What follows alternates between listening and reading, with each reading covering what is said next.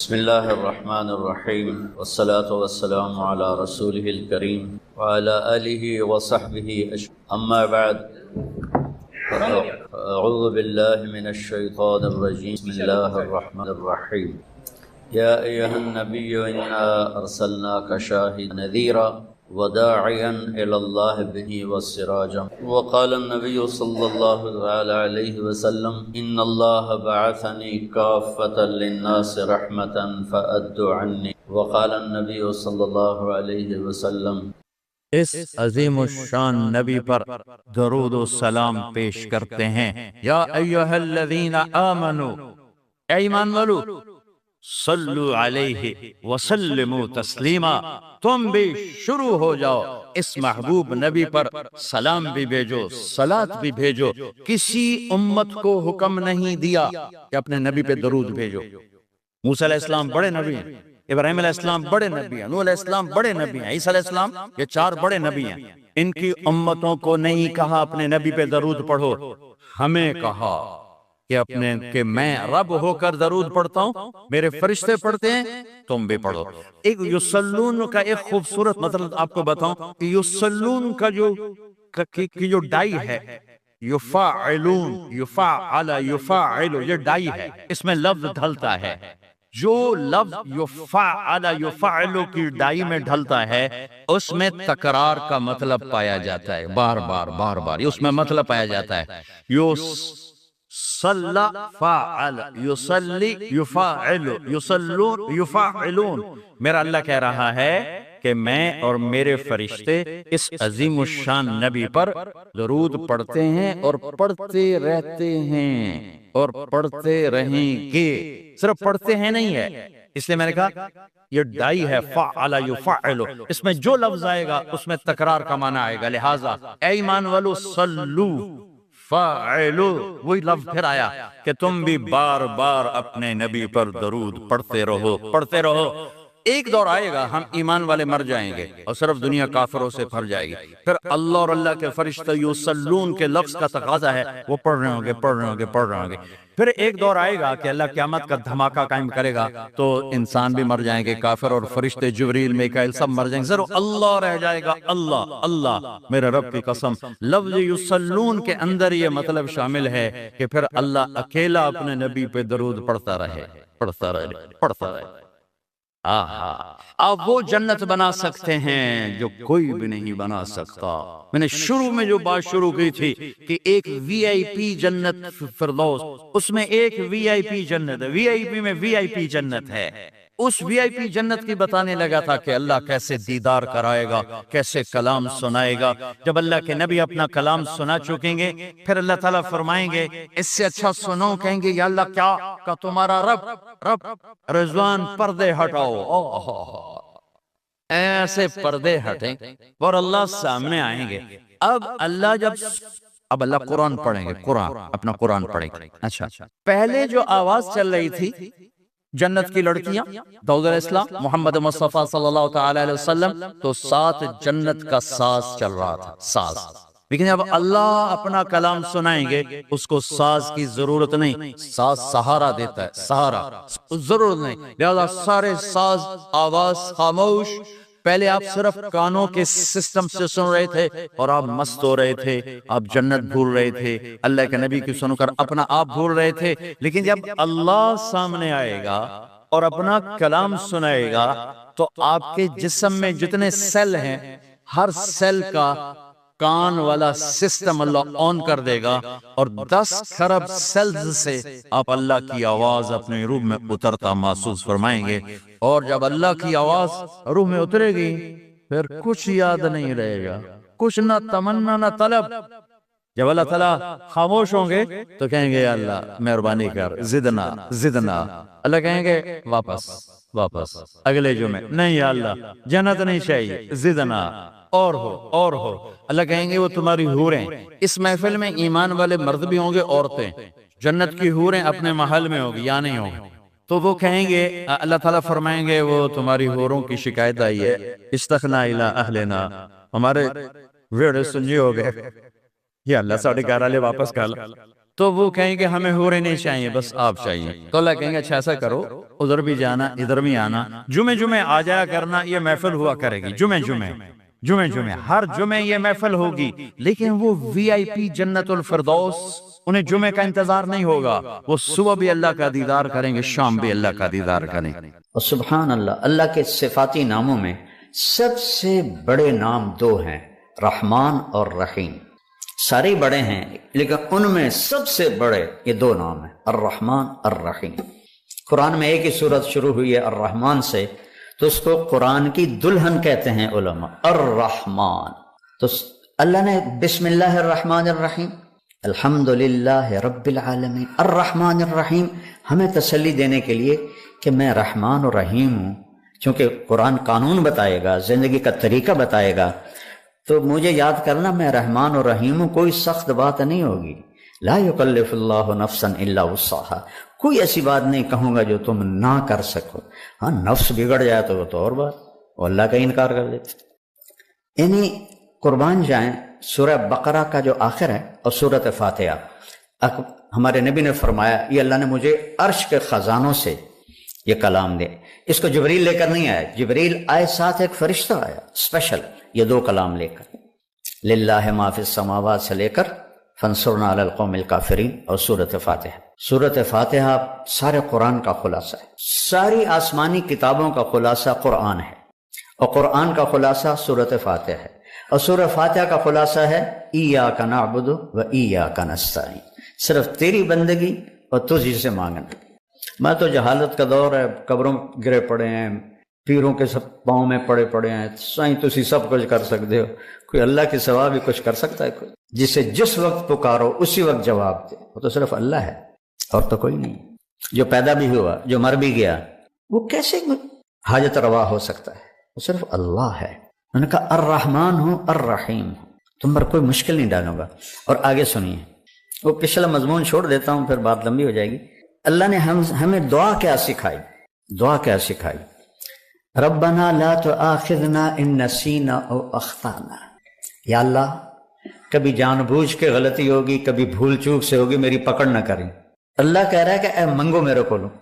آپ کے پاس کوئی ڈاکٹر آئے کہ جی کبھی گڑبڑ جان بوجھ کے ہوگی، کبھی غلطی سے ہوگی، لیکن مجھے نکالنا نہیں، کیا خیال ہے؟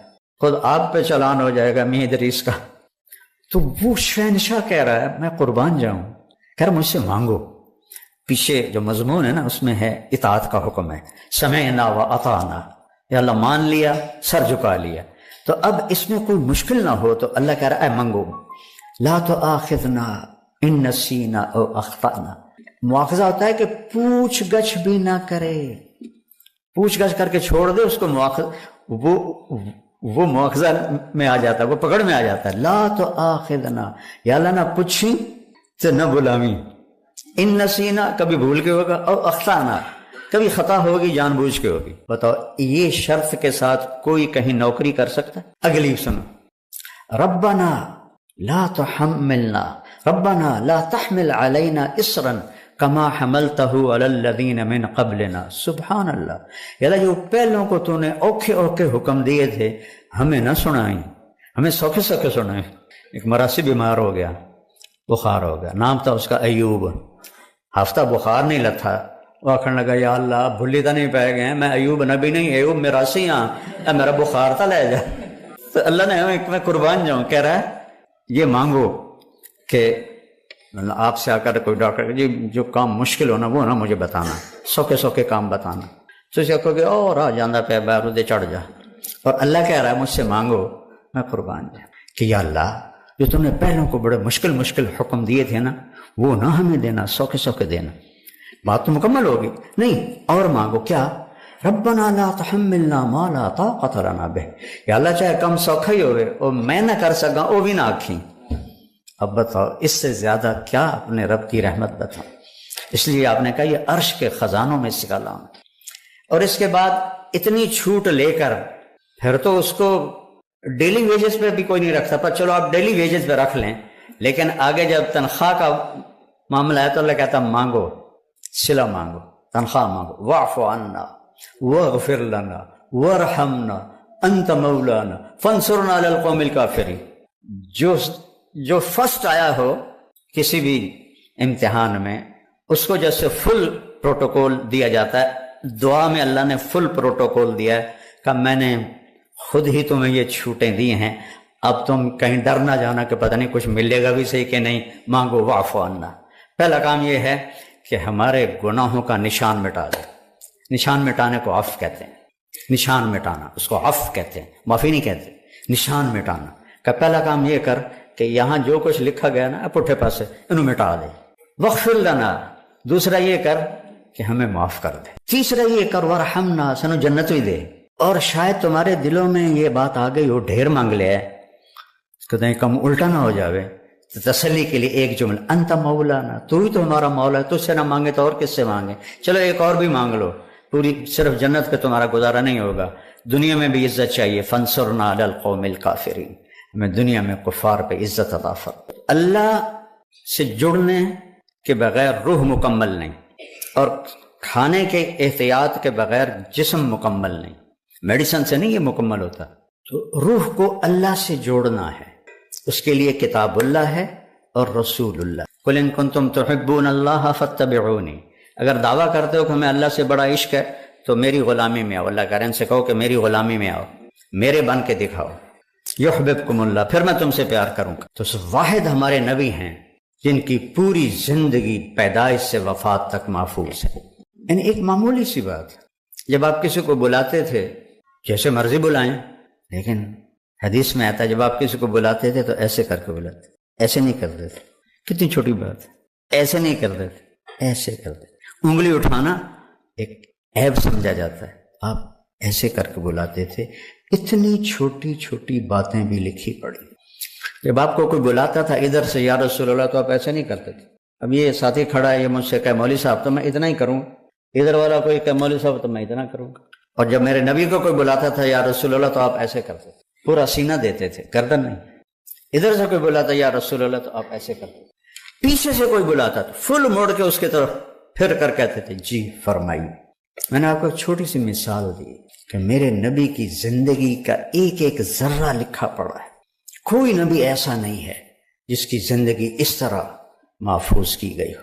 آپ کی چال کیسی تھی، آپ کی رفتار کیسی تھی، آپ کا معاملہ کیسا تھا، آپ گھر میں کیسے تھے، آپ باہر کیسے تھے، آپ نے شادیاں کیوں کی، زندگی سمجھانے کے لیے، کیونکہ سب سے مشکل رشتہ خامد اور بیوی ہے، اسے نبھانا سب سے مشکل ہوتا ہے۔ تو آپ نے کہا دیکھو مجھے عورتوں کی کوئی خواہش نہیں ہے، میں نے جہاں شادی کی، جہاں بیٹی کی شادی کی، اللہ کی وحی آئی پھر میں نے قدم اٹھایا، ورنہ 25 سال کا نوجوان 40 سال کی بیوہ عورت سے شادی کر سکتا ہے؟ آج کسی 25 سال کے بچے کو اس کا باپ کا پترا ہے 40 سال کی بیوہ ہے تیری شادی کرنی، وہ تو کراچی دوڑ جائے گا۔ تو آپ نے 25 برس 40 سال کی عورت کے ساتھ گزارا، جب ان کا انتقال ہوا آپ کی عمر 50 سال ہوئی تو 10 شادیاں کر لی، زندگی سمجھائی۔ گھر میں زندگی میاں بیوی کا نباہ بڑا مشکل ہوتا ہے، چونکہ یہ خونی رشتہ نہیں ہوتا ہے، ایک بول پہ بنتا ہے ایک بول پہ ٹوٹتا ہے۔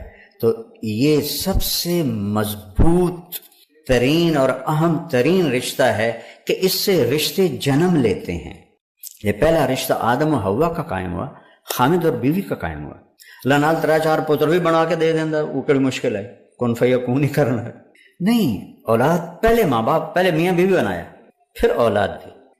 اور عجب میرے نبی کی شان ہے، جب وہ نکاح ہو گیا جنت میں تو اللہ نے کہا مہر دو، آدم حوا کو مہر دو۔ مہر کیا چیز ہے؟ یہ کسی کی بیٹی کی قیمت نہیں ہے، چاہے جھونپڑی والا ہو چاہے محل والا ہو، یہ ایک علامت ہے کہ جب تک یہ نکاح باقی ہے یہ لڑکا اس لڑکی کے خرچ کا ذمہ دار ہوگا، کمانا اس کے ذمہ نہیں ہوگا، کمانا اس لڑکے کے ذمہ ہوگا۔ یہ مہر اس لیے ہے۔ تو انہوں نے پوچھا جی کیا مہر دوں؟ فرمایا تیری نسل میں میرا آخری نبی آئے گا، اس پہ ایک دفعہ درود پڑھ دے، یہ مہر ہے۔ کم از کم دن میں 300 دفعہ تو چلتے پہ صلی اللہ علیہ وسلم ہی پڑھ لو تو یہ کثرت سے درود والا بن جائے گا۔ جو 300 دفعہ پڑھے کثرت سے درود والا ہے، اور جو کثرت سے درود پڑھتے ہیں اس کی تو کوئی حد نہیں، لیکن 300 سے وہ کثیر میں آ جاتا ہے، جیسے 33 نمبر سے پاس ہونے والوں میں آ جاتا ہے۔ آپ نے کہا میں ان کی شفاعت کروں گا قیامت کے دن۔ اپنے نبی کو پڑھو، ان کی زندگی پڑھیں۔ کسی بھی علم سے انسان نہیں بنتا سوائے علم نبوت اور در رسالت پر سر جھکانے کے بغیر انسان نہیں بنتا ہے۔ ایک دفعہ ایک بدو آیا، کہنے لگا محمد آپ کبھی بدتمیزی کا جواب بدتمیزی سے نہیں دیتا۔ آپ نے کہا لبیک، ورنہ آپ کہتے ہو میں نبیوں کو منہ سنبھال کے بات کر، لبیک۔ کہا تیری 3 باتیں بڑی عجیب ہیں، سمجھ نہیں آتی۔ آپ نے کہا کیا؟ تو کہتا ہے ہم پیو دادے کا دین چھوڑ کے تیرا دین قبول کر لیں گے۔ کیوں؟ ہم کیوں چھوڑیں گے؟ اچھا اور؟ تو کہتا ہے روم بھی فتح ہو جائے گا، ایران بھی فتح ہو جائے گا، اے جڑے بیٹھے ہونے اے فتح کرن گے، کپڑے ہی پورے نہیں، جوتی کوئی نہیں، روٹی کوئی نہیں، انہیں فتح کرنا ہے، یعنی سپر پاور ایران اور روم۔ ہم کہا اچھا اور؟ تیسرا تو کہتا ہے مر جائیں گے، مٹی ہو جائیں گے، پھر اٹھ جائیں گے۔ بل آج تک کوئی قبریں سے اٹھی کے آیا؟ تو آپ مسکرائے۔ آپ نے کہا لعل الحیات تطول بک، جس کو بھی آپ نے یہ جملہ بولا اس کی عمر بڑی لمبی ہوئی۔ آپ نے کہا لگتا ہے تیری عمر لمبی ہوگی، تو ایک دن تو دیکھے گا یہ سارا عرب میرا کلمہ پڑھے گا، اور ایک دن تو دیکھے گا روم اور ایران فتح ہو کے مدینے میں آئیں گے، اور باقی رہے گی تیسری بات مر کے اٹھنے کی، تیرا یہاں سے ہاتھ پکڑوں گا اور تجھے یاد دلاؤں گا تیسری گل ہوگی کہ نہیں ہوگی؟ وہ کہنے لگا میں نہیں مندہ، واپس چلا گیا۔ تو جب فتح مکہ ہوا سارا عرب کلمہ پڑ گیا، کہنے لگا بھائی ایک گل تو ہو گئی، حضرت عمر کے زمانے میں روم بھی فتح ہو گیا، ایران بھی فتح ہو گیا، کہنے لگا بھلے لوکا دوئی بھی ہوگی کہ جائیں 3 نہ ہو جائے، چل جا کے کلمہ پڑھ۔ تو اپنے گاؤں چھوڑ کے آیا، حضرت عمر کا دور تھا اور اس نے کلمہ پڑھا۔ وہ جب کبھی حضرت عمر کی مجلس میں آتا تو حضرت عمر کھڑے ہو جاتے۔ وہ 22 لاکھ مربع میل کا حکمران اور عمر جس کو دیکھ کے شیطان بھی راستہ بدل لیتا ہے، تو سارے لوگ بڑے حیران ہوتے ہیں، معمولی جہاں بندہ ہے یہ دواس سے امیر المومنین کھلو جاندے کی چکر ہے۔ تو ایک دن وہ فرمانے لگے میں تمہاری آنکھوں میں سوال دیکھتا ہوں کہ میں اس کے لیے کیوں کھڑا ہوتا ہوں؟ جس دن یہ مجلس میں آیا تھا اس دن میں بھی اس مجلس میں موجود تھا، تو اسے میرے نبی نے کہا تھا قیامت کے دن تیرا ہاتھ پکڑ کے یاد دلاؤں گا، اور اس دن جس کا ہاتھ میرے نبی نے پکڑ لیا جنت میں پہنچائے بغیر نہیں چھوڑیں۔ تو اے دکل تا سرٹیفکیٹ ہے جنت دا، اس لیے میں اس کی عزت کرتا ہوں۔ تو اپنے ہاتھ چھڑا لو اور حبیب کے ہاتھ میں ہاتھ دے دو، اپنی زندگی پہ ٹھپا لگا لو محمدی صلی اللہ علیہ وسلم، تو پھر ہوگا لقد خلقنا الانسان فی احسن تقویم، کہ ہم نے انسان کو بہترین مخلوق پیدا فرمایا ہر لحاظ سے، بشرطے کہ یہ 2 باتیں اس کے اندر ہوں۔ اور پھر جیسے جسم میلا ہو جاتا ہے تو ہم نہا لیتے ہیں، تو اگر روح پہ کوئی داغ لگ جائے تو اللہ نے کہا کوئی مسئلہ نہیں، توبہ کرو میں معاف کر دوں گا، جتنی دفعہ توبہ ٹوٹے توبہ کر لو میں صاف کر دوں گا، نشانی مٹا دوں گا۔ آخری یا ایھا الذین، قرآن میں 89 دفعہ آیا ہے یا ایھا الذین آمنو، آخری جو آیا ہے 28ویں پارے میں یا ایھا الذین آمنو توبوا الی اللہ توبۃ نصوحا عسیٰ ربکم ان یکفر عنکم سیئاتکم، اپنے رب کی بارگاہ میں توبہ کرتے رہو، جب بھی توبہ کرو گے تمہارے گناہوں کو نشان بھی دھو کے رکھ دے گا، تکفیر صاف کر دینا، ایک مطلب اس کا یہ بھی۔ اور پھر خود حدیث میں فرمایا میرے نبی نے کہ اللہ کہتا ہے یا ابن آدم لو بلغت ذنوبک عنان السماء، میرا بندہ تو اتنے گناہ کر کے آسمان کی چھت کو پہنچا دے، کوئی کر سکتا ہے؟ آسمان تو آج تک دیکھا ہی نہیں گیا، اور ناممکن بات کی میرے اللہ نے، حدیث قدسی ہے، اتنے گناہ کر عورت یا مرد کہ آسمان کی چھت کو لگا دے، پھر آدھی زبان سے کہ یا اللہ معاف کر، تو میں سارے معاف کر دوں گا، ولا ابالی کا مجھے پرواہ کوئی نہیں۔ کیوں پرواہ کوئی نہیں؟ کہ تمہارے گناہوں سے میں چھوٹا نہیں ہوتا، تمہاری نیکی سے میں بڑا نہیں ہوتا، تو تم اتنے بھی گناہ کر کے توبہ کرنے آؤ گے تو میں معاف کر دوں۔ تو روح کو دھونے کا بھی انتظام ساتھ ہے، داغ دھبے تو لگیں گے، آخر ہم نفس کے پتلے ہیں۔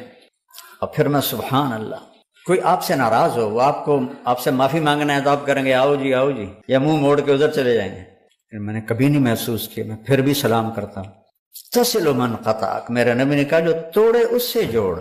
تو طریقہ تو یہ ہے کہ ناراضگی ہو تو منہ بندہ پہلے پاسے کر لینا، بیوی منہ پرا کر لیندی، خامن منہ پرا کر لینا، ماں باپ منہ موڑ لیتے۔ اور میرا اللہ کیا کہتا ہے من تقرب الی تلقیتہ من بعید، جو مجھے منانے کے لیے آتا ہے میں آگے بڑھ کے اس کا استقبال کرتا ہوں۔ جیسے بھی آپ لوگ کھڑے تھے میرے استقبال میں، تو اللہ کہتا میں اس گناہ گار کا استقبال کرتا ہوں کہ آ جا میرا بندہ، میں تو انتظار میں تھا کہ تو توبہ کرے، ہماری دوستی قائم۔ ما لم یغرغر، ہاں جب یہاں روح اٹک جائے گی پھر توبہ نہیں ہے، اس سے پہلے دروازہ کھلا ہے۔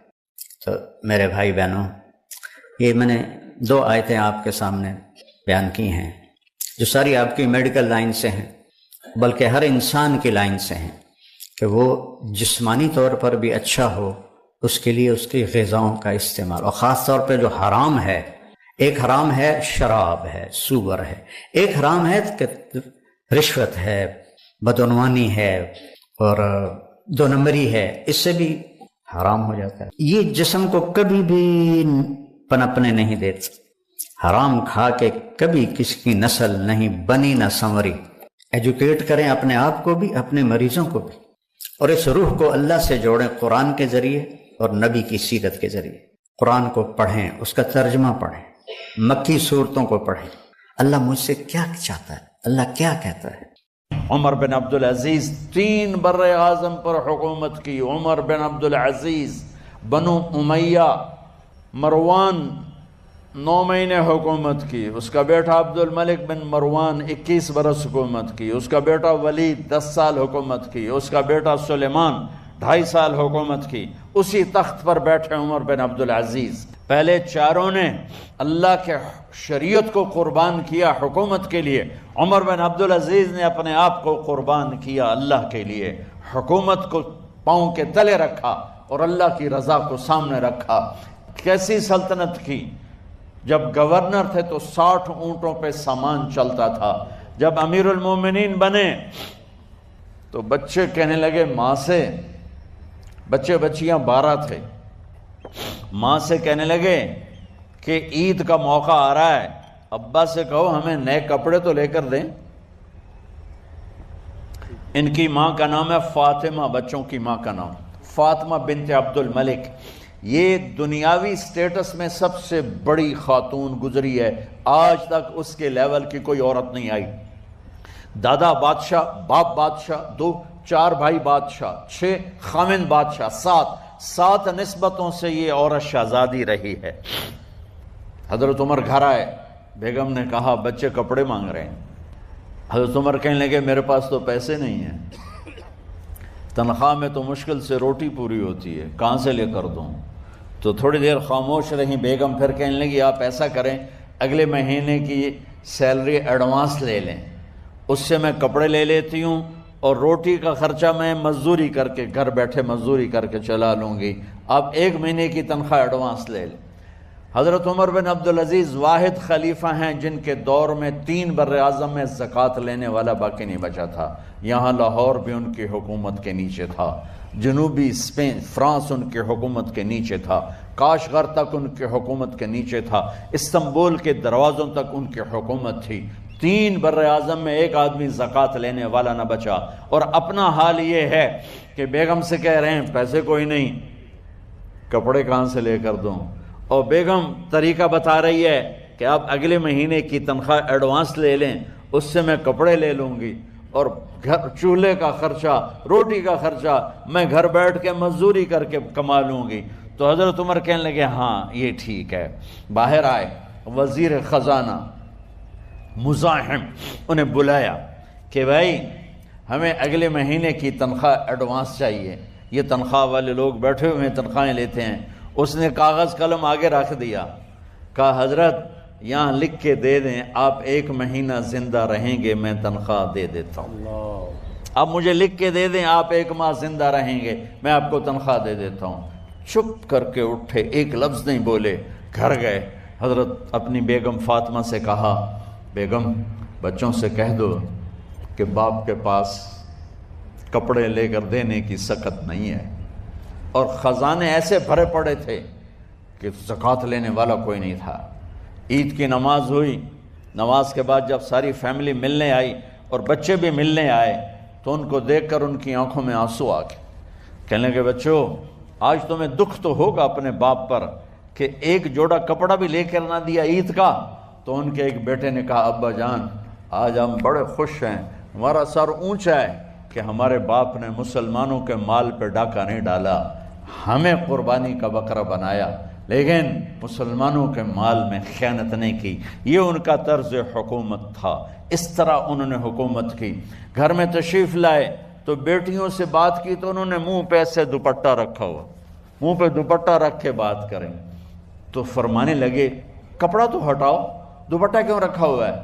تو گھر کی خادمہ زور زور سے رونے لگی، کہنے لگی امیر المومنین آج آپ کی بیٹیوں نے کچا پیاز توڑ کے روٹی کھائی ہے تو وہ اس کی بو ہے منہ میں، آپ کو بو سے نفرت ہے اس لیے منہ پہ کپڑا رکھ لیا ہے. تو حضرت عمر اتنا روئے کہ ان کی داڑھی تر ہو گئی. کہنے لگے آخر میں جب تھوڑا آسرے میں آئے، کہا میری بیٹیوں تمہارا باپ تمہیں بڑے اچھے کھانے کھلا سکتا ہے لیکن میں جہنم کو برداشت نہیں کر سکتا، میں جہنم کی آگ برداشت نہیں کر سکتا. اب مرنے کا وقت آ گیا.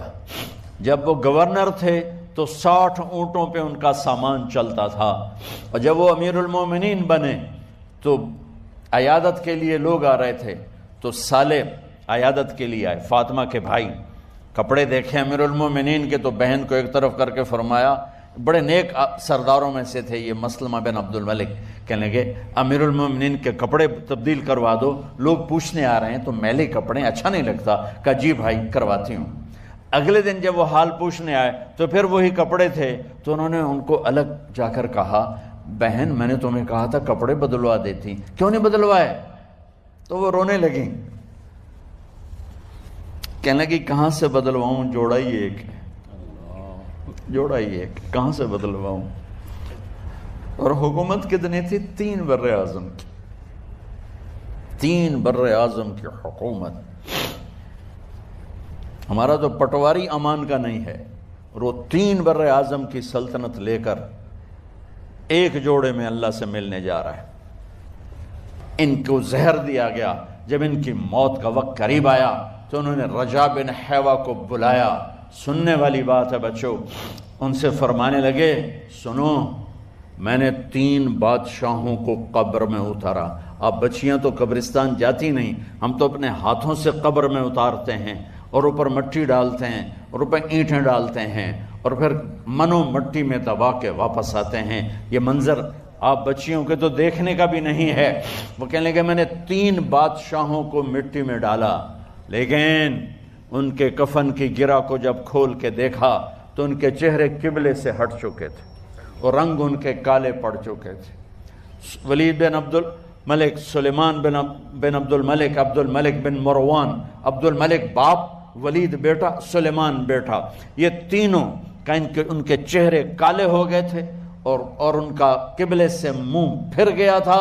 اب میں مرنے لگا ہوں، مجھے پہلے ضرور چیک کرنا کہ میرا اللہ میرے ساتھ کیا کرتا ہے. پہلے تینوں کی ظلم کی حکومت تھی، ان کے چہرے قبلے سے کیوں ہٹ گئے؟ آپ کو عجب بات بتاؤں، ولید بن عبد الملک روزانہ تہجد میں کھڑے ہو کے 10 سپارے پڑھتا تھا. 10 سپاروں کی تلاوت تہجد میں کرتا تھا کھڑے ہو کے، اور قبلے سے چہرہ ہٹ گیا. سلیمان بن عبد الملک تہجد گزار، چہرہ قبلے سے ہٹ گیا، ظلم کیا، خون کو پانی بنا دیا، حکومت پر شریعت کو قربان کیا، رشتے ناتوں کو قربان کیا. اللہ نے قبلے سے چہرے، نمازیں منہ پہ مار دی، روزے منہ پہ مار دیے، حج زکاتیں منہ پہ مار دی، تہجد ان کے منہ پہ مار دی اور ان کے چہروں کو قبلے سے ہٹا دیا اور رنگ کالے کر دیے. عمر بن عبدالعزیز نے اسی سلطنت کو عدل سے بھر دیا. جب ان کا انتقال ہوا، سلیمان بن عبد الملک کی ڈیڈ باڈی جب قبر کے قریب لائے اتارنے کے لیے تو ایسے ایسے ہلنے لگا، اس کا پورا جسم ہلنے لگا. تو اس کے بیٹوں نے کہا کہ ہمارے ابا زندہ ہیں. تو حضرت عمر نے فرمایا بیٹو زندہ نہیں ہیں، عذاب قبر جلدی شروع ہو گیا ہے. عجل اللہ بالعقوبہ، قبر کی پکڑ پہلے شروع ہو گئی ہے، چھپاؤ اپنے باپ کو جلدی. جب عمر بن عبدالعزیز کی ڈیڈ باڈی قبر کے قریب کی گئی اور ان کا بھائی اتارو، بھائی وہ باتیں شروع ہو جاتی ہیں، رومال ڈالو، چادر پکڑو، ادھر سے پکڑو. تو ایک دم ایسے ایک پرچہ ہوا میں اڑتا ہوا سب نے دیکھا. وہ آتے یوں آ کے حضرت عمر کے سینے پر گر گیا. سب دیکھ رہے ہیں. جب پرچے کو اٹھا کے دیکھا گیا تو اس پہ ایک سطر پہ لکھا تھا بسم اللہ الرحمن الرحیم، اور دوسری سطر پہ لکھا تھا براءۃ من اللہ لعمر بن عبد العزیز من النار، یہ عمر کے لیے جہنم کی آگ سے نجات کا پروانہ ہے۔ 3 بر اعظم کی سلطنت لے کر وہ جنت کا پروانہ لے کر دنیا سے گئے۔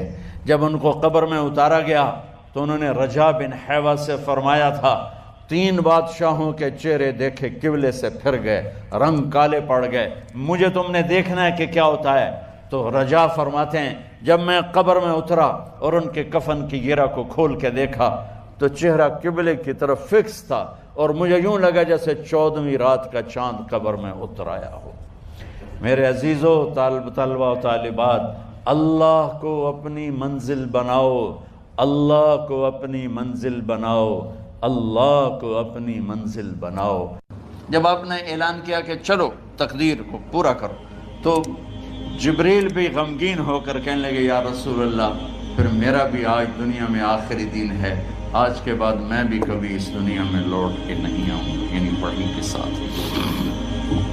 آپ کی آنکھیں بند ہوئیں، عائشہ رضی اللہ عنہ کی چیخ نکلی تو ساری بیگمات دوڑی دوڑی آئیں، تو آپ کی منزل پوری ہو چکی تھی، تو آپ کو لٹایا گیا اور چادر ڈال دی گئی۔ ابو بکر رضی اللہ عنہ اپنی دوسری بیگم کے پاس گئے تھے، عوالی، 3-4 میل، پتہ چلا تو وہاں سے گھوڑے پر وہ دوڑتے ہوئے آئے اور آ کر آپ کے ماتھے سے، چہرے سے کپڑا ہٹایا اور آپ کے ماتھے پر بوسہ لیا تو آپ کے آنسو ماتھے پر گرے۔ کوا و نبیا و خلیلا و صفیہ، ہائے میرا نبی، ہائے میرا دوست، ہائے میرا خلیل، ہائے میرا جگر، کہ یا رسول اللہ آج کے بعد آپ کوئی دکھ نہیں دیکھیں۔ 11 ہجری میں آپ حج کے لیے تشریف لے گئے، اور یہ صورت آئی 11 تاریخ کو، 11 حج کے، ذوالحج، اذا جاء نصر اللہ والفتح۔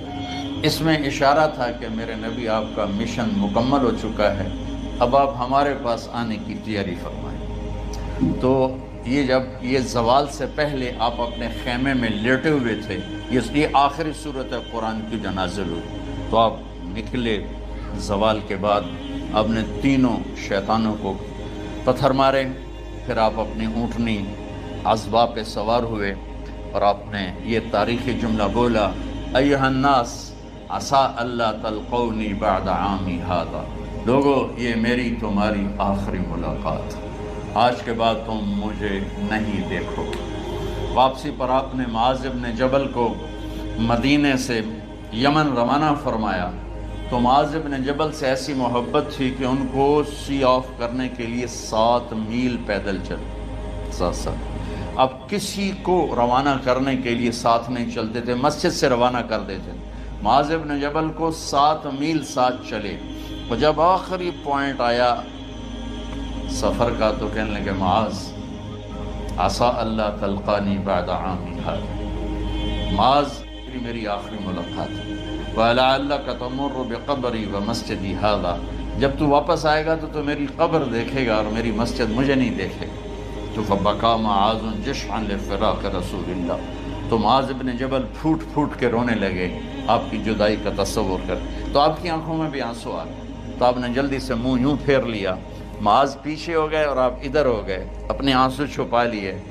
معاذ ان اول الناس بی المتقون من کانوا وحیث کانوا، معاذ اس جدائی کا غم نہ کر، جو تقوی پر مرے گا وہ میرا سب سے قریب ہوگا، چاہے وہ پاکستان میں ہو چاہے افریقہ میں ہو، میرے سب سے قریب وہ ہوں گے جو تقوی والے ہوں گے، جو اللہ سے حیا کرنے والے ہوں گے۔ جب آپ واپس تشریف لائے، 29 صفر، 29 محرم صفر، 29 صفر عصر کی نماز کے بعد ایک جنازہ تھا، اس جنازے کو پڑھانے کے بعد اس کو دفن کے لیے آپ جنت البقیع تشریف لے گئے۔ وہاں سے واپس ہونے لگے تو سر درد اٹھا اور وہ درد ایک دم بڑھنا شروع ہوا، اور اس دن باری حضرت عائشہ کے گھر کی تھی، تو آپ گھر میں تشریف لاتے لاتے درد کے ساتھ بخار، تیز بخار، تیز درد، تیز بخار، اور 14 دن 12 ربیع 29 30 2 دن یہ اور 12 دن اگلے 14 دن آپ نے بیماری دیکھی، مسلسل سر درد اور مسلسل بخار. اور روزانہ آپ جب گھر بدلتے، اس وقت 9 بیویاں زندہ تھیں، تو آپ پوچھتے کل کس کی باری ہے، کل کس کی باری ہے؟ جی میمونہ کی ہے. اگلا دن کل کس کی باری؟ جی حفصہ کی. کل کس کی باری ہے؟ ام سلمہ کی ہے. تو بیگمات نے اس سے سمجھا کہ اللہ کے نبی یہ چاہتے ہیں کہ میں بیماری کے دن عائشہ کے پاس گزاروں، ورنہ آپ کو تو خود پتہ ہے کل کس کی باری ہے، پرسوں کس کی باری ہے، ترسوں کس کی باری ہے. تو حضرت میمونہ کے گھر میں آپ تشریف فرما تھے، تو ساری باقی 7 بیگمات جمع ہوئیں اور انہوں نے آ کے عرض کی یا رسول اللہ، جب تک آپ بیمار ہیں آپ عائشہ کے پاس آرام فرمائیں، اور جب اللہ آپ کو شفا دے دے تو پھر ہماری ترتیب کو آپ دوبارہ شروع فرما دیں. تو آپ نے سب کا شکریہ ادا کیا. عدل کی مثال، اسلام جب دوسری شادی کی اجازت دیتا ہے تو عدل کی شرط لگاتا ہے، اِلَّمْ تَعْدِلُوا، اگر عدل نہیں کر سکتے پھر ایک ہی ہے عدل. اور آپ نے فرمایا جس نے دوسری شادی کی اور عدل نہ کیا، کتنی مرضی عبادت کر کے آیا، تو قیامت کے دن آدھا حصہ اس کا فالق زدہ ہوگا، ایک سائیڈ اس کی فالق زدہ ہوگی. کتنے ہی مراقبے کر کے کتنی ہی نمازیں پڑھ کے آیا ہو، انصاف نہیں کیا تو پورا آدھا حصہ فالج کی پکڑ میں ہوگا.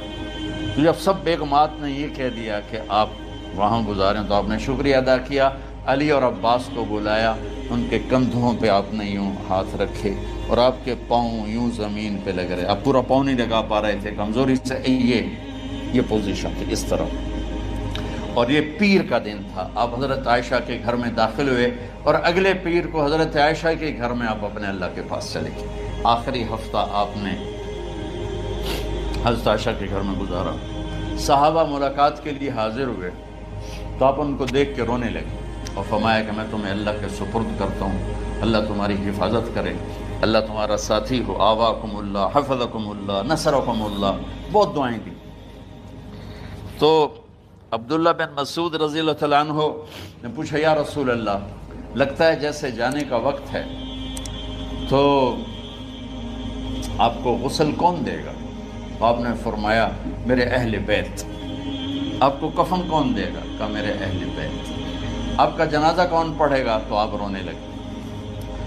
تو آپ نے فرمایا جب تم مجھے غسل دے دو تو سب نکل جانا، سب سے پہلے میرے 2 وزیر جبریل و میکائیل آئیں گے اور وہ میرے اوپر درود و سلام پڑھیں گے. ہمارے نبی کا جنازہ ایسے نہیں ہوا اللہ اکبر اور پیچھے صفیں. آپ کی چارپائی کے پاس آ کر صحابہ کھڑے ہو جاتے تھے، وہ میں ابھی بتاتا ہوں.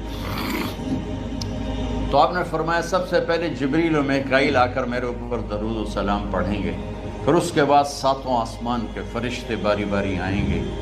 جب وہ چلے جائیں گے تو پھر سب سے پہلے میرے خاندان، میرے اہل بیت کے مرد آ کر میرے اوپر سلام پڑھیں گے، پھر ان کی خواتین آ کر سلام پڑھیں گی، پھر ان کے بچے آئیں گے، پھر ان کے نوکر اور نوکرانی آئیں گی. اس کے بعد مہاجرین مکے کے قریش آئیں گے، اس کے بعد ان کی عورتیں آئیں گی، ان کے بچے آئیں گے، ان کے نوکر اور نوکرانی آئیں گی. اس کے بعد مدینہ والے آئیں گے، پھر مدینے کی خواتین آئیں گی، پھر ان کے نوکر نوکرانی آئیں گے، اور اس کے بعد مجھے تم اللہ کے سپرد کر دینا. اور پھر آپ نے ایک عجب بات فرمائی جو کسی نبی نے نہیں فرمائی. فرمایا کہ میرے بعد میری آنے والی امت کو میرا سلام کہتے ہیں، اور انہیں کہنا کہ ان کے بعد جو آئیں ان کو بھی میرا سلام کہتے ہیں. اور اس طرح میرے سلام کو قیامت تک اللہ کے نبی نے پہنچایا کہ ہر آنے والی امت، ہر آنے والی نسل اگلی نسل کو اس نبی کا سلام پہنچائے. آپ کے جانے میں 5 دن باقی تھے تو آپ نے فرمایا مجھے 7 کنوؤں کے پانی سے غسل کرواؤ. تو 7 کنوؤں سے پانی لایا گیا مشکیزوں میں بھر کے. تو حضرت عائشہ کے گھر میں کوئی ایسا ٹب نہیں تھا جس میں بیٹھ کے وہ آپ نہا سکتے. تو حضرت حفصہ کے گھر سے ٹب منگوایا گیا، آپ اس میں بیٹھے، تہمت باندھا ہوا تھا، کرتا اتارا، اور آپ پر 7 کنووں کا پانی ڈالا گیا، تھوڑا تھوڑا تھوڑا تھوڑا تھوڑا تھوڑا، تو اس سے بخار کی شدت کم ہوئی، اور آپ سر درد کی وجہ سے آپ نے ایسے پٹی باندھی سرخ رنگ کی، اور اس کے بعد حضرت علی اور فضل بن عباس کے کندھوں کا آسرا لے کر آپ مسجد میں تشریف لائے، اور آپ ممبر پر بیٹھے، اور آپ نے فرمایا لوگوں میرے جانے کا وقت آ چکا ہے، میں نے کسی پر زیادتی کی ہو، کسی کو تھپڑ مارا ہو، کسی کو چھڑی ماری ہو، کسی کا حق دبایا ہو، تو میں اپنی جان کے ساتھ مال کے ساتھ حاضر ہوں، مجھ سے یہی بدلہ لے لو، آخرت میں میرے خلاف کوئی دعویٰ نہ کر، میں آخرت کے حساب کو برداشت نہیں کر سکتا۔ جن کے طفیل لوگوں کا حساب معاف ہوگا، جن کی طفیل، جن کی شفاعت پر لوگ بے حساب جنت میں جائیں گے، وہ روتے ہوئے فرما رہے ہیں کہ میں آخرت کے حساب کو نہیں دے سکتا۔ تو سارے صحابہ رونے لگے، لیکن آپ اپنی بات کو دہراتے رہے، کوئی بھی نہیں اٹھا۔ تو آپ نے ظہر کی نماز پڑھائی، ظہر کے بعد پھر ممبر پر آئے اور فرمایا کہ لوگو یہیں مجھ سے حساب کتاب کر لو، آگے نہ کرنا، بتاؤ میں نے کسی کا کوئی حق دینا۔ ایک صحابی کھڑے ہو، یا رسول اللہ آپ نے میرے 3 روپے دینے ہیں، 3 درہم۔ تو آپ نے فرمایا دینے ہوں گے کہ ضرور، پر مجھے یاد نہیں، بتاؤ کہ کس طرح دینے ہیں؟ کہ یا رسول اللہ آپ کے پاس سائل آیا تھا، آپ سے مانگا، آپ کے پاس تھے نہیں، تو آپ نے مجھ سے کہا تیرے پاس کچھ ہیں؟ تو میرے پاس 3 درہم تھے، تو آپ نے فرمایا تو دے دے، میں بعد میں ادا کر دوں گا۔ تو ہاں یاد آ گیا۔ تو میرے گھر کے نبی میں، میرے نبی کے گھر میں تو تیل نہیں تھا ایک چھٹانگ جس سے چراغ جلتا، پیسہ کہاں سے آتا؟ تو آپ کے سامنے آپ کے کزن فضل بن عباس کھڑے تھے، آپ نے فرمایا فضل میرا قرضہ ذمہ لیتے ہو؟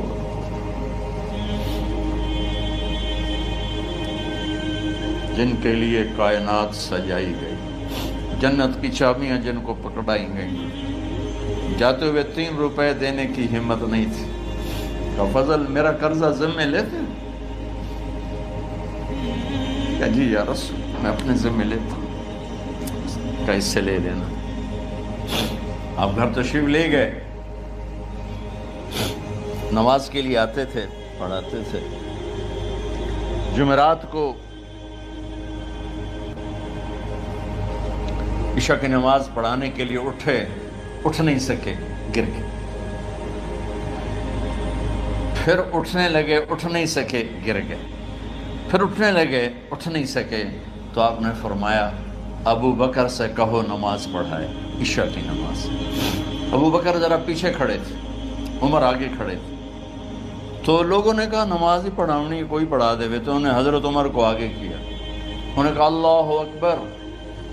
جب حضرت عمر کی تکبیر سنی تو آپ نے اندر سے زور سے فرمایا عمر کو پیچھے کرو، ابو بکر کو آگے کرو، میرے رب کا فرمان ہے میرے مصلی پر ابو بکر کے سوا اور کوئی کھڑا نہیں ہو سکتا۔ جمعرات کی عشاء، جمعہ ہفتہ اتوار کی 15 نمازیں، اور پیر کی فجر کی 16 اور جمعرات والی 17 نمازیں ابو بکر نے پڑھائیں میرے نبی کی موجودگی میں۔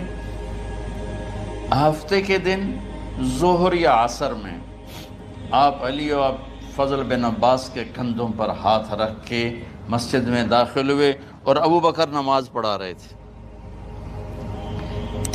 ادھر محسوس ہوا کہ اللہ کے نبی آ رہے ہیں، تو ابو بکر نے یوں پیچھے ہٹنا شروع کیا تاکہ مصلی سے ہٹ جائیں۔ تو آپ نے ایسے ہاتھ کا اشارہ فرمایا کہ کھڑے رہو، ہٹو نہیں، کھڑے رہو۔ تو وہ پھر آگے مصلی پر آ گئے۔ تو آپ تشریف لائے اور الٹے ہاتھ ابو بکر کے ساتھ بیٹھ کر آپ نے ظہر یا عصر کی 4 رکعت نماز ابو بکر کی امامت میں ادا فرمائی۔ یہ آپ کی آخری نماز تھی مسجد کے اندر امت کے ساتھ، اور تشریف لے کے جمعے کا دن تھا۔ جبریل آئے، یا رسول اللہ مجھے اللہ نے بھیجا ہے کہ جاؤ میرے محبوب کا حال پوچھ کے آؤ۔ اللہ، تو اب درد اور بخار دونوں چیزیں تھیں، سر کا درد بھی، ہیوی ویٹ تھا اور بخار بھی، تپش۔ تو آپ نے کہا جبریل تکلیف ہے، تکلیف میں۔ ہفتے کا دن پھر جبریل آئے، یا رسول اللہ مجھے اللہ نے بھیجا ہے کہ جاؤ میرے محبوب کا حال پوچھ کے آؤ۔ پھر آپ نے فرمایا تکلیف میں۔ اتوار کو پھر جبریل آئے، یا رسول اللہ نے بھیجا ہے کہ جاؤ میرے محبوب کا حال پوچھ کے آؤ۔ 12 ربیع الاول آ گئے، 632 عیسوی اور 11 ہجری۔ آپ کی طبیعت میں بشاشت آئی تو صحابہ نماز پڑھ رہے تھے، آپ نے دروازہ کھول کے سب کو یوں دیکھا تو حضرت انس فرماتے ہیں ہم سب نماز میں تھے، لیکن جب دروازہ کھلنے کی آواز آئی اللہ کے نبی کا چہرہ تو ہم سب نماز میں یوں ہو گئے، نماز کے اندر ہی سارے اللہ کے نبی کو دیکھنا شروع کر دی، بھول ہی گئے کہ نماز پڑھ رہے ہیں، ایسے گم ہو گئے آپ میں۔ تو آپ نے جلدی سے دروازہ بند فرما دیا۔ یہ آپ کی آخری زیارت تھی اپنی امت کے لیے۔ اس کے بعد آپ اپنے اللہ کی طرف کا سفر شروع کیا۔ تو اشراق کے بعد آپ نے اپنے بیگمات کو بلایا، ان کو بتایا نہیں کہ میں آج جا رہا ہوں، سب سے ملے، سب کو الوداع کیا اور انہیں بھیجا۔ اس کے بعد آپ نے حضرت فاطمہ کو بلایا، جنت کی عورتوں کی سردار، سب سے زیادہ محبوب بیٹی، سب سے زیادہ جگر کا ٹکڑا، دل کا ٹکڑا کا، جس نے فاطمہ کو دکھ دیا مجھے دکھ دیا، جس نے اسے سکھ دیا مجھے سکھ دیا۔ ان کو قریب کا، بیٹی قریب ہو، تو ان کے کان میں کہا میں جا رہا۔ وہ رونے لگی تو ہم نے کہا رو نہیں، چند دنوں کے بعد تیری میری ملاقات ہو جائے گی سب سے پہلے۔ تو 6 ماہ بعد حضرت فاطمہ کا بھی 24 سال کی عمر میں یا 25 سال کی عمر میں انتقال ہو گیا۔ ان کو رخصت فرمایا۔ پھر آپ نے داماد مولا علی کو بلایا، ان کا سر اپنی گود میں رکھا اور ان کے سر پہ اور کمر پہ ہاتھ پھیرتے رہے اور ان کو دعائیں دیتے رہے۔ آہستہ آہستہ تھی، آواز اونچی نہیں تھی، پست آواز تھی، اور یوں سر پہ کمر پہ، سر پہ کمر پہ، اور دعائیں دے رہے۔ ان کو رخصت فرمایا۔ آخر میں اپنے جگر کے ٹکڑے حسن اور حسین کو بلایا۔ ایک آپ کو حدیث سناتا ہوں۔ میرے نبی نے فرمایا اپنے بچوں کو عزت دیا کرو، اکرموا اولادکم۔ خاص طور پہ ان ماؤں سے کہتا ہوں کہ جب ہم بچوں سے عزت چھین لیتے ہیں، ان سے ہم سب کچھ چھین لیتے ہیں۔ پڑھے نہیں ہو، اسکول نہیں گئے ہو، ٹیوشن نہیں پڑھی ہے، ہوم ورک نہیں کیا ہے، یہ کیوں کھایا، یہ کیوں پہنا، اس پر جب ماں اور باپ بچے کو ذلیل کرتے ہیں تو اب یاد رکھیں آپ ان کے دلوں میں اپنے لیے نفرت بھر رہے ہیں۔ میرے نبی نے فرمایا بچوں کو عزت دو، اولاد کو عزت دو۔ وہ عزت تمہیں واپس کریں گے جب تمہیں ضرورت ہوگی، جب تم ان کے محتاج بنو گے تو پھر وہ عزت تمہیں واپس ملے گی۔ اگر ڈانٹ ڈپٹ تربیت کے نام پر کچھ نہیں ملے گا، تو آپ حسن حسین کو کیا عزت دیتے تھے؟ آپ نماز پڑھا رہے ہیں، نماز ہے مسجد کے اندر، گھر میں نہیں ہے، اور آپ سجدے میں گئے، دونوں بھائی کود کے کمر پہ چڑھ گئے۔ کوئی ہمارے آج کا دیندار ہوتا اس ہی انہوں نے 2 لتر مارنے آئے، آپ نے سجدہ لمبا کر دیا۔ صحابہ کو خوف ہوا کہ آپ فوت ہو گئے۔ عبداللہ بن مسعود سر اٹھا کے دیکھا تو دونوں بھائی کمر پہ چڑھے ہوئے تھے اور آپ سجدے میں پڑے ہوئے تھے۔ انہوں نے ہاتھ آگے بڑھایا اتارنے کے لیے، تو آپ نے بغلوں سے دیکھا کہ کوئی ہاتھ آ رہا ہے بچوں کو اتارنے کے لیے، تو سجدے میں ایسے ہاتھ ہوتے ہیں، تو آپ نے یوں کر کے ان کو روک دیا اشارے سے۔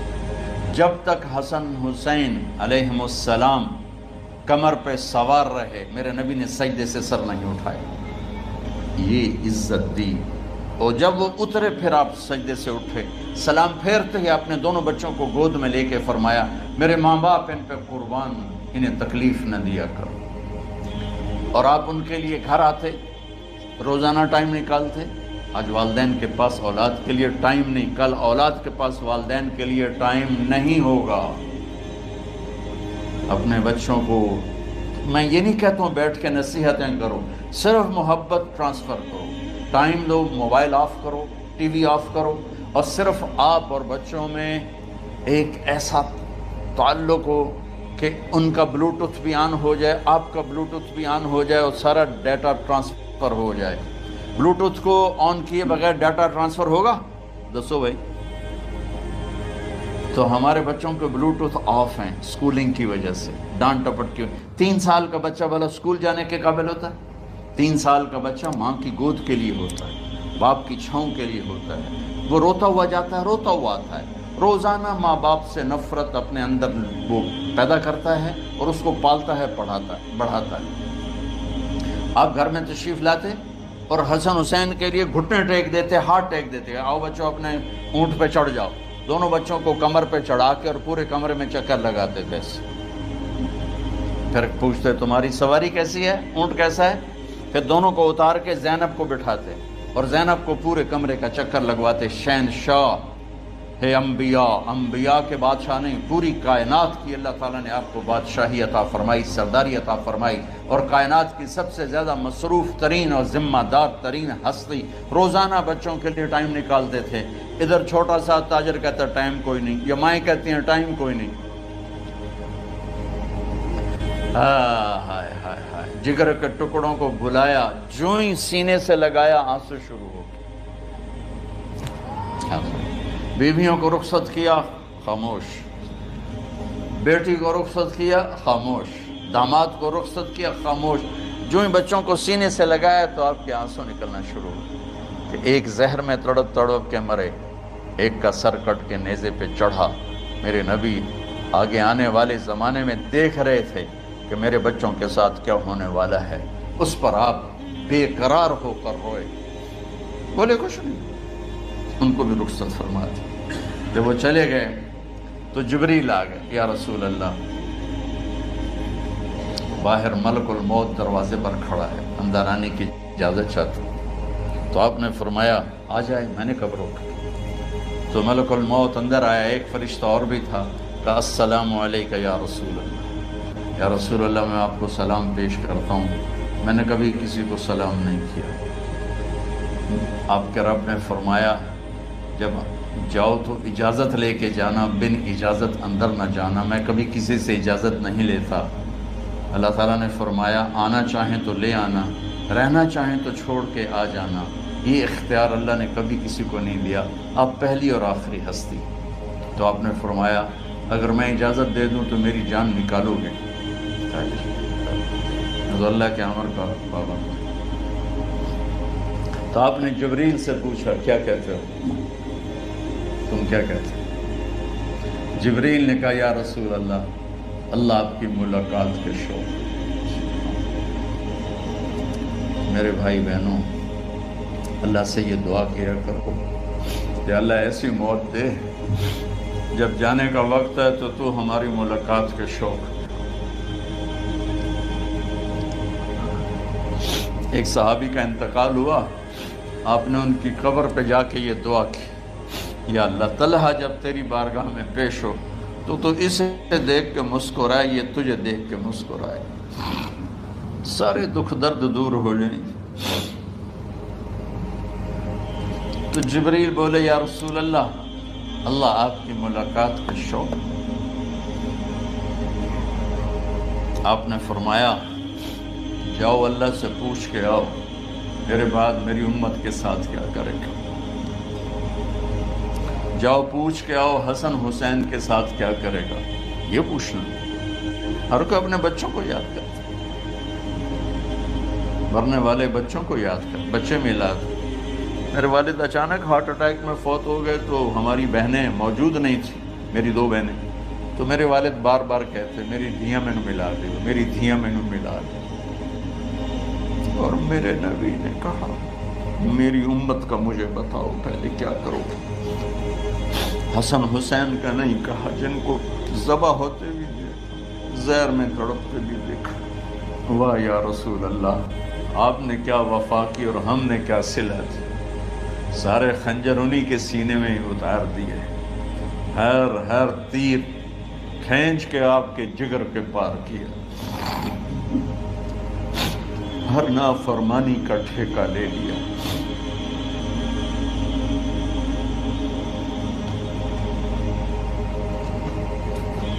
جاؤ پوچھ کے آؤ میرے بعد میری امت کا کیا کرے گا۔ تو جبریل جا کر پیغام لائے کہ اللہ تعالیٰ فرما رہے ہیں ہم آپ کی امت کو تنہا نہیں چھوڑیں گے۔ میرے رب کی عزت کی قسم، خواتین و حضرات، میرے رب کی عزت کی قسم، میرے نبی یہ بات نہ اٹھاتے تو کوئی ہم میں خنزیر بنتا، کوئی بندر ہو جاتا، کوئی کتا ہو جاتا، کوئی سانپ بچھو بن جاتا۔ اللہ کی ہم سے کیا رشتہ داری؟ اس کملی والے پہ درود و سلام پڑھو جس نے اولاد کو پیچھے کر کے تمہیں اللہ سے مانگا، اور محشر کے میدان میں جب جہنم آ کے ایک چیخ مارے گی اور آدم سے لے کر عیسیٰ علیہ السلام تک ہر نبی کہے گا نفسی نفسی، ہر ماں باپ کہے گا نفسی نفسی، ہر بیٹا بیٹی کہے گا نفسی نفسی، ہر خامن بیوی کہے گا نفسی نفسی، ہر بھائی بہن کہے گا نفسی نفسی۔ حضرت ابراہیم کہیں گے یا اللہ کسی کا سوال نہیں کرتا، میری جان بچے۔ عیسیٰ علیہ السلام کہیں گے یا اللہ میں اپنی ماں مریم کا بھی سوال نہیں کرتا، میری جان بس نفسی نفسی کے ہنگامے میں ایک آواز آئے گی امتی امتی۔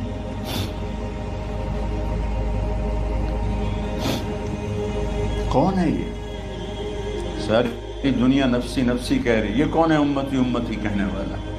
آواز کے تعاقب میں جب نظریں جائیں گی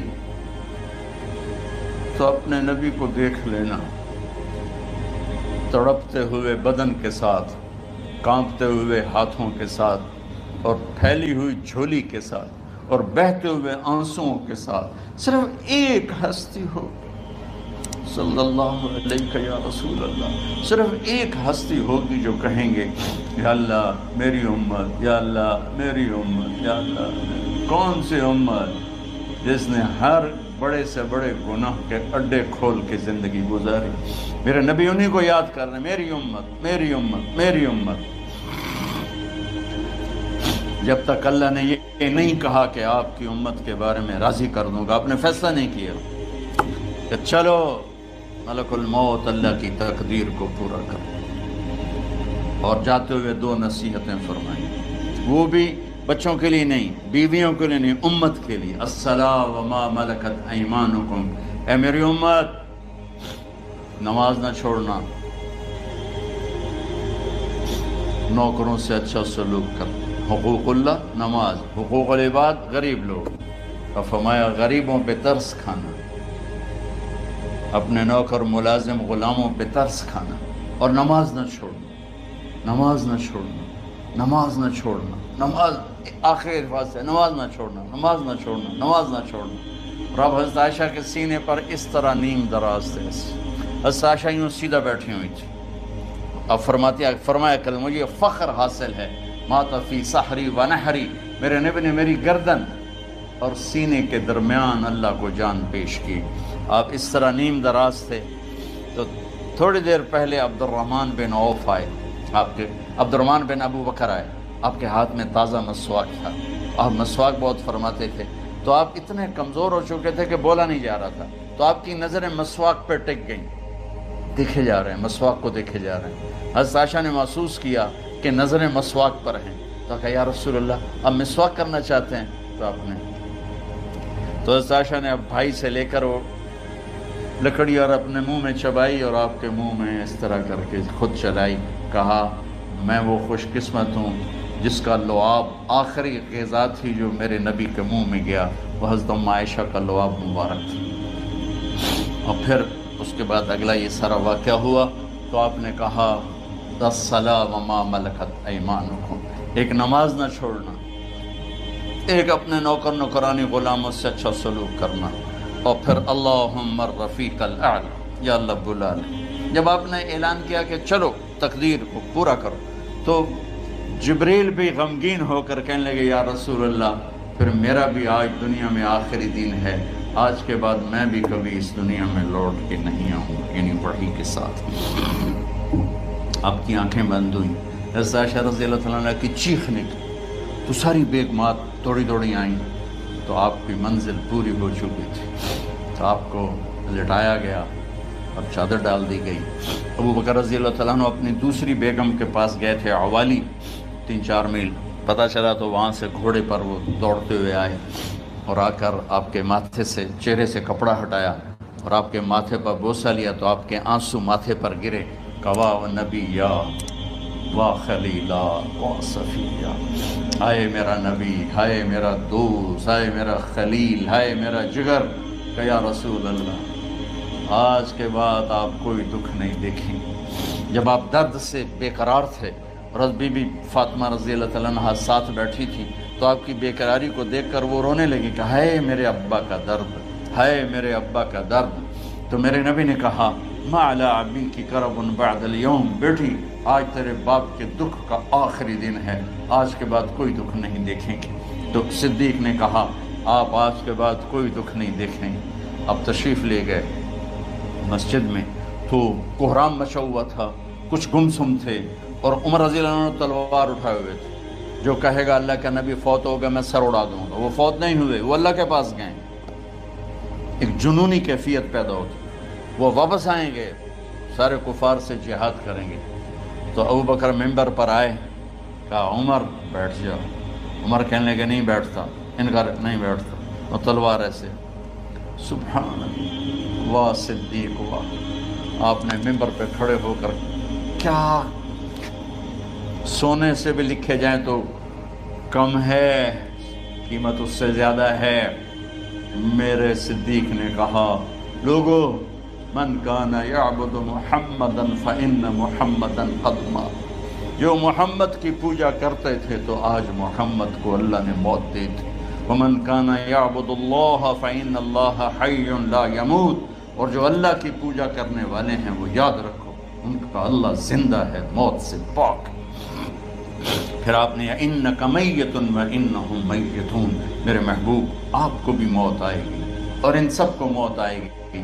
حضرت عمر فرماتے ہیں جب میں نے یہ آیت سنی تو میں یوں نہیں گرا، ایسے گرا سیدھا، ٹانگوں سے جان نکل گئی تو یوں گرے ایسے ایسے یوں، اور کہنے لگے مجھے یقین ہو گیا کہ موت آ گئی اور اللہ کے نبی ہمیں چھوڑ کے چلے گئے۔ تو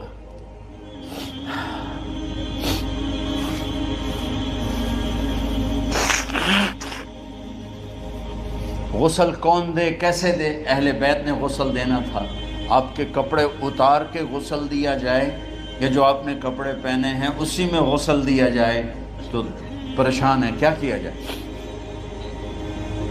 سب پہ اونگ طاری ہو گئی، ایک دم سب کو نیند آئی اور غیب سے آواز آئی کہ ہمارے نبی کو کپڑوں سمیت غسل دیا جائے۔ آپ کے بدن مبارک سے کپڑا نہیں اتارے، کوئی اتارے نہیں۔ تو اس آواز پر سارے بیدار ہوئے۔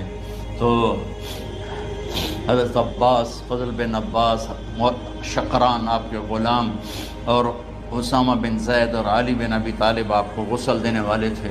حضرت علی آپ پر پانی ڈال رہے تھے اور فضل بن عباس جسم کو مل رہے تھے، اور حضرت علی ساتھ ساتھ روتے ہوئے یا رسول اللہ آپ نے ہمیں صبر کا حکم دیا، اگر